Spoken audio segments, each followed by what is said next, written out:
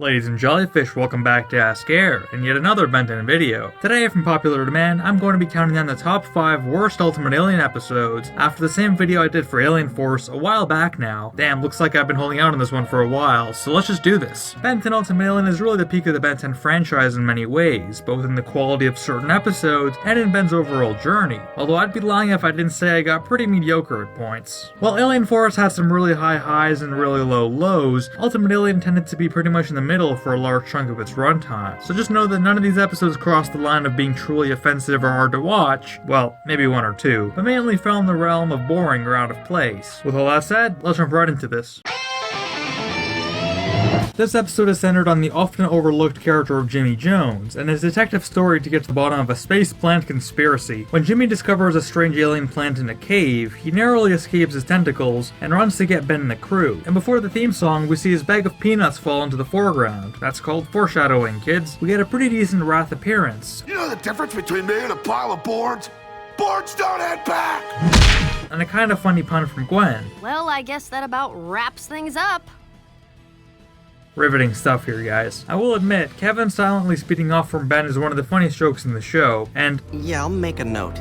Is a pretty funny line when Jimmy asks Ben about why he doesn't have a bus pass. A lot of witty dialogue, but let's see if it's backed up by any serious plot. So Ben comes along with Jimmy to check out the cave, and he himself becomes brainwashed by the plant. Don't know how he couldn't just fight it off easily using one of his ghost aliens, or any of his plant aliens, but here we are. After Gwen and Kevin don't believe Jimmy, he goes on Will Harangue to convince people there's a conspiracy going on. Dude, this world is not real. He really went on national TV? I mean, yeah, Harangue was always a charlatan, but would he really bring a kid on his show in a matter of hours? After Jimmy goes to the grocery store, Ben turns into Humongosaur and chases him around the aisles. Not one civilian in sight somehow, and Jimmy still somehow outchases the giant dino. Even Cannonbolt can't catch up to this kid on his bike. What the hell's going on here? Kevin and Gwen are also transformed by the plant, and the three of them capture Jimmy and drive him to the cave. Okay, so how in the hell did this one alien plant all three of them so easily? Has any villain ever done that in Ben 10? Should have put him in the Ben 10 villains ranked video. Jimmy uses his peanuts after discovering it's the plan's one weakness, and breaks out the gang from the same pods as permanent retirement from the classic series. Not one other civilian discovered this cave or was captured, or did the plant just not need them? Turns out the plant wants to help Earth by killing all humans or something, and stopping all disease and war and blah blah blah. Despite the best three fighters on Earth losing to it, peanuts falling out of Jimmy's pocket burn this thing. This is like Camp Fear without any of the amazing plot or characterization, just a cheap Deus Ex Machina. Then we get Busy Box again, with the gang fighting their alternates, except that Gwen and Kevin just have rope arms, and Ben gets his Ultimatrix back by doing this. I don't think so. It's over here. And Jimmy, despite knowing the peanuts are their only weapon, decides to eat a few. And more cheap puns. Bro, this is not a serious episode whatsoever. They beat their alternates and move on to the big main plant, and eventually defeat it again with the power of peanuts. And a little help from Ultimate Swampfire, and like his only cool moment ever. Yeah, you're not stealing the aura of the foot powder from the classic episode, dude. Or the mycelium itself in all of its aura. Everything about this episode is just a rehash. Camp Fear, permanent retirement, Busy Box, mashed up into a giant mess of cliches and cheap jokes. Next. Oof, here's the fool's gold of Ultimate Alien. Eggman Cometh starts off with another side character, giving Gwen's mom a bit more screen time than usual. As she bakes a cake, one of the eggs in her kitchen cracks open, as a giant dragon man comes out and breaks through her wall. The crew see it while driving and chase after it. This is where Ben turns into Jury Rig, a new alien, and breaks Kevin's, well, breaks. Interesting way to show a new alien, and it's actually foreshadowed in the intro of the episode when Ben and Kevin test out Fast Track, but it gets annoying real fast. He's taking apart the brakes! What kind of superpower is that? Yeah, tell me about it. Duck and cover.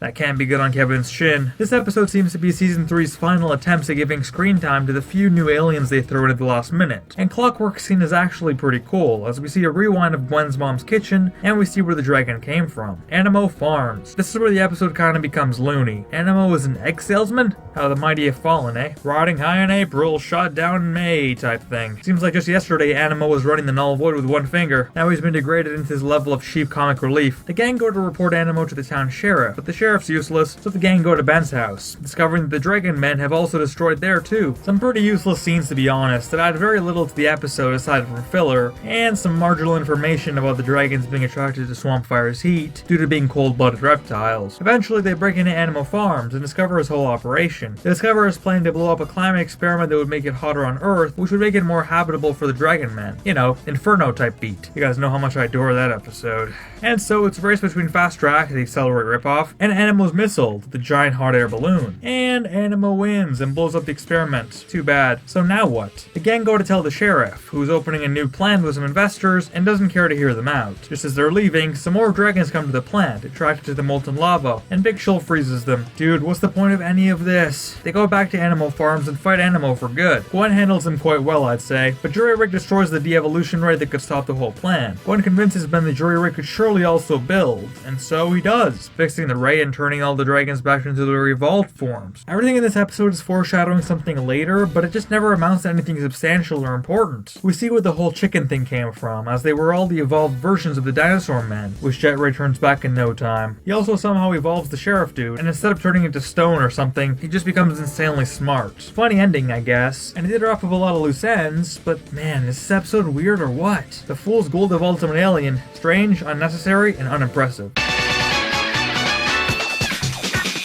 This one's an interesting episode. It starts out with not even Ben or the crew, but a random ship that is sailing through the Pacific Ocean and runs into a living garbage heap that looks absolutely terrifying. The feds pick up the gang and take them to Colonel Rosum, who unofficially sends them to investigate the Pacific Garbage Vortex, where people, including his own sister and some agents, have gone missing. Bermuda Triangle type shtick, but with environmental undertones. After they fly to the garbage, it becomes clear what this episode's about, pushing a moral of environmentalism to kids who are just learning about plastic in the ocean. You know, recycling and all that. They've been it since the 90s with things like Captain Planet.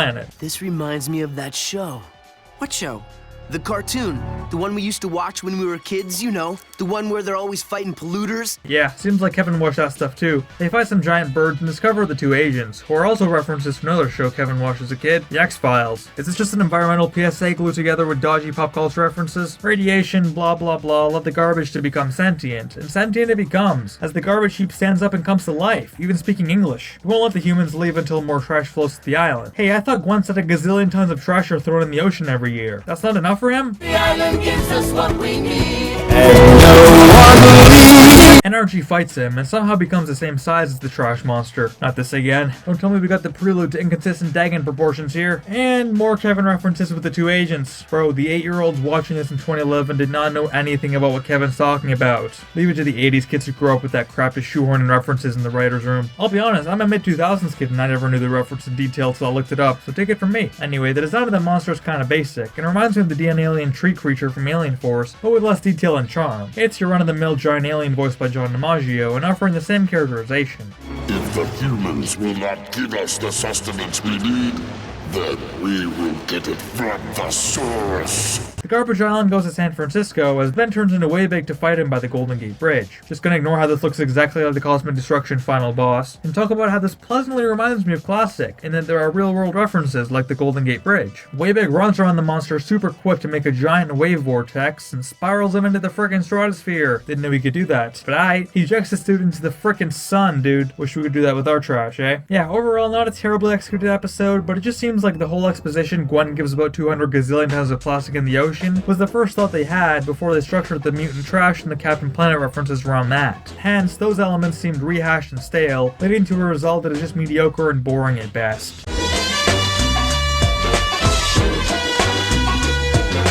A lot of you are going to be shocked by this episode being number 2, because I made a whole video previously going over why it's my number 1 least favorite episode of the show, and most people seem to generally agree with that. But there's one episode that, after careful consideration, deserves that number 1 spot more in my opinion. But before we get to that, let's go over Duped. Again, I made a whole video on this before. If you want a full in-depth review, I'll link that below. This episode centers on Julie playing a tennis match while Ben tries to juggle watching her, fighting the Forever Knights, and watching the new Sumo Slammers. First things first, Ben is pretty flanderized here. This is Ultimate Alien. He should not be this invested in Sumo Slammers at this point, dude. This is like Omniverse level characterization. Gwen is also flanderized as hell. Sorry, it won't happen again. It better not. The finals are in 3 hours. That should be enough time for you to figure out how to make this up to her. Benjamin Kirby Tennyson! Don't even think about it. You can't be in two places at once. What are you, Julie's lawyer or Ben's mother? Julie's also flanderizing her usual bratty archetype, not realizing she's dating a universally renowned superhero and that it comes with certain sacrifices, like you can't attend every little tennis match you're in. Only Kevin is in character here, it seems. Those were some weird looking crowds, by the way. I'm sure there was a less jarring way to animate that. I was thinking that while we were waiting around, I could go and catch Sumo Slammers the movie. You're either the bravest man alive or the dumbest. Yeah, it depends on the writer's feeling today. Okay, the dumbest. Yep, looks like it's stupid. Ben goes Echo and does something we've never seen before, turn into 3 Bens simultaneously. One is jerky, one is too nice, and then there's regular Ben. Their dynamic is pretty funny to be honest, and this is theoretically a great idea for an episode. Let's see how they ruin it in execution. The jerky one goes with Gwen to watch Julie's match, and dishes back at Eric and Gwen. Where have you been? Julie's match is about to start. I'm here. Why don't you put a sock in it? Attaboy, Ben. The nice one goes with Kevin, and regular Ben sneaks off to watch Sumo Slammers. You're important to me, my good friend. Let's go. Something's definitely wrong here, but so far it's working out for me. I love this Kevin, bro. The ironic part of this episode is that if the nice and mean Ben switched roles, the conflicts would be totally non-existent as we progress along. Julie Yamamoto is #1, baby! You're embarrassing her. She loves the attention. No, she doesn't. Okay, so nothing is good enough for Julie. I'm your biggest fan. Well, that makes 2 of us. 3 of us. Not to mention there's probably still unresolved tension from that whole hacking the Omnitrix thing that turned you into a monster, which, though I didn't want to say anything at the time, made you really hard to be around. Okay, this is hilarious. At least there's some comedy here. So Mean Ben insults Julie in front of everyone. Meanwhile, our hero is busy watching Sumo Slammers like he's 8 years old. Didn't Bro just save the world like 3 episodes ago? The flanderization here is insane. Even in Classic, when he stopped mid-fight to trade cards with kids, he snapped out of it when Grandpa Max called him. 6 years later, and this whole episode is predicated on Ben prioritizing Sumo Slammers over his hero duties and his girlfriend. Meanwhile, Nice Ben and Kevin investigate the Museum for Forever Nights and suit up to attack.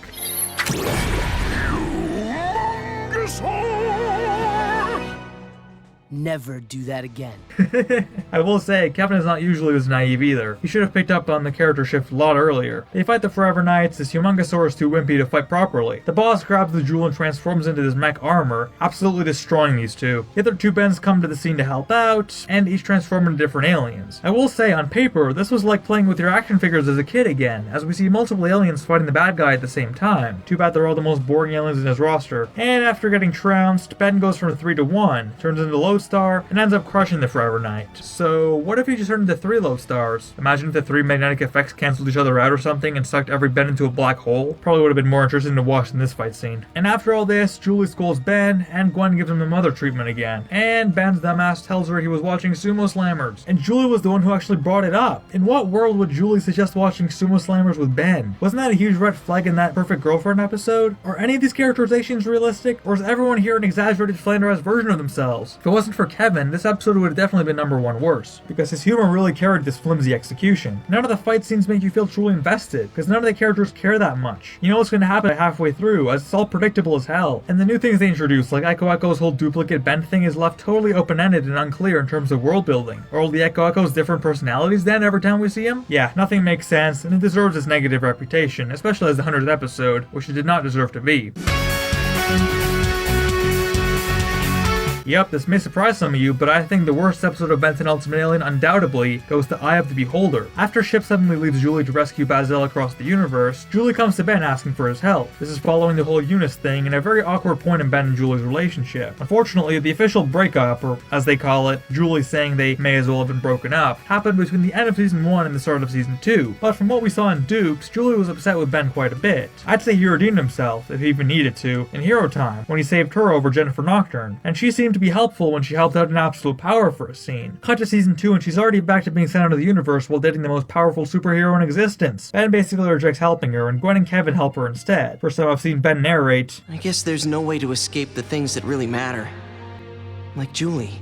as he is consoled by his therapist, Jimmy, and his stupid peanuts again. Damn, is this multi-episode foreshadowing with this peanuts thing? Why else would Jimmy eat this absolutely random snack as a signature thing? In terms of this relationship drama, I'm honestly Team Ben all the way, especially after Julie still refuses to appreciate who she's dating, and that Ben can't be the most caring boyfriend when he's fighting Agregor across the universe. Being Season 2, Episode 2, this episode really feels like Duped Part 2, and would make a lot more sense in that chronology, as her attitude presupposes a breakup similar to the ending of Duped. Ben decides to help her after all, and turns into jet ray, going into hyperspace to follow the gang across the universe. I really thought the hyperspace would have looked cooler, to be honest. We need some 2001 Space Odyssey vibes here, not those basic After Effects morph. While flying there, they just talk bad about Ben. Even Kevin is mad at Ben, which seems pretty out of character for him. Maybe he doesn't know how he comes off to other people. Oh, he knows, he just doesn't care. Alright, this is just ridiculous. Gwen was pretty annoying and flanderized and duped, but now Kevin too? And Julie's 10 times worse as well? It's not like Ben's gotten that much more obnoxious. In fact, this is right after Absolute Power, when Ben arguably goes into his deepest character arc in the franchise. Then we go to Bazel, a character who I never even liked when he was introduced in Peer Pressure. Now he gets a whole episode for himself. Why? And he's even more unbearable than he was back then. Not every minor character needs a whole episode dedicated to them, and this is a great example. Nice. These one-eyed aliens capture him as they think he knows where the amulet of the Rock Sentinel is, but he says nothing. Ship arrives to rescue him, but they blast him out of the air. Right as he lands, the crew also lands. Nice timing, gang. But didn't Ship have like an hour head start? They cure Ship and agree to help free Bazel. And Ben also arrives. And they all treat him like crap. Dude, I hate this BS. Treating Ben like he's a bird on all of them. I don't deserve this. I'm a world-famous hero.